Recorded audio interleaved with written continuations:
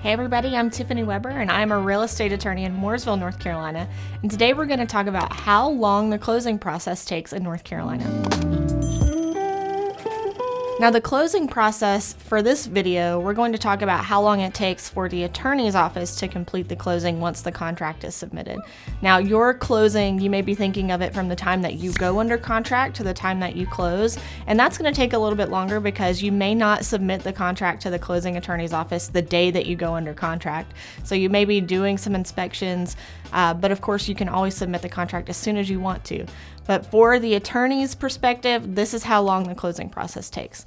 Now, I've already mentioned the first step, which is somebody involved in the closing has to submit the contract to the closing attorney's office, or else we don't know that you're closing.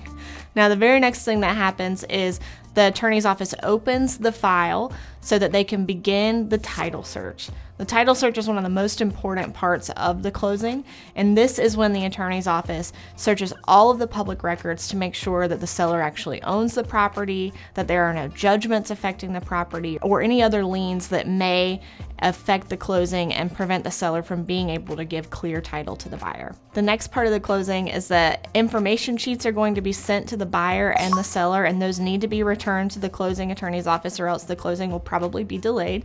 And this is how the attorney collects very important information to be able to prepare all of the documents, obtain any necessary payoff statements or lien payoff statements, and essentially just get the closing ready to be prepared and submitted to the lender for all of the documents. The next thing that happens in the closing process is the closing paralegal is going to be working with the lender and all of the other parties to prepare all of the closing documentation and get it ready for the closing itself. And the closing itself, or the actual settlement appointment, or the time that you sign all of the documents, is the next step in the process. A lot of people think that's the final step, but it's not. It's just one of the important parts of the total process. So that's the time where you're going to go to the attorney's office or make arrangements for a mail-away closing where you sign in front of a notary. You'll sign all of the lender's documents. The seller's going to sign the deed and the lien waiver and any other documents that they have to sign. And you'll also sign your version of the closing statement that shows all of the credits and debits and all of the money that's going to be changing hands during the process. So after the closing itself, the next thing that's going to happen is the title is going to be updated. So I've told you about the title search that happens at the beginning of the process, but there is some time that passes from when the title search is performed to when the closing is happening.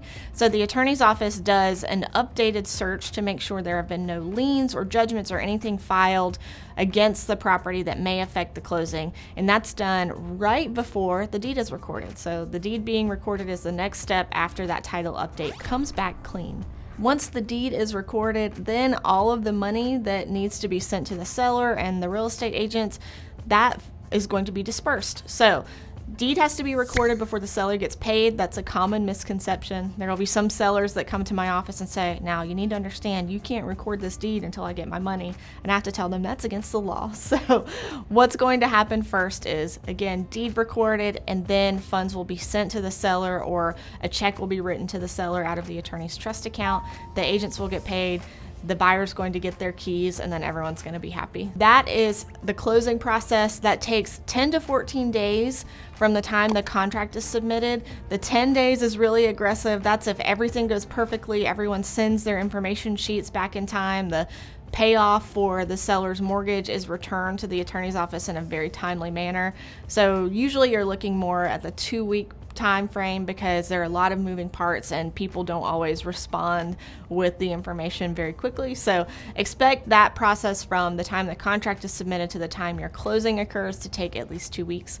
Now, if you are performing inspections and you actually sent us your contract very early on in the process, then we're not going to just close in 2 weeks. We're going to wait until your due diligence has expired and you're sure that you're moving forward. So we'll target that closing date, but we need at least about that 2-week time frame to complete everything from the title search to the time that the funds are actually dispersed. All right, so that is how long the closing process takes in North Carolina. Hopefully you learned something from this video. If you like learning about North Carolina real estate, then subscribe to the channel. Again, I'm Tiffany Weber, real estate attorney in Mooresville, North Carolina, and I'll see you in the next video.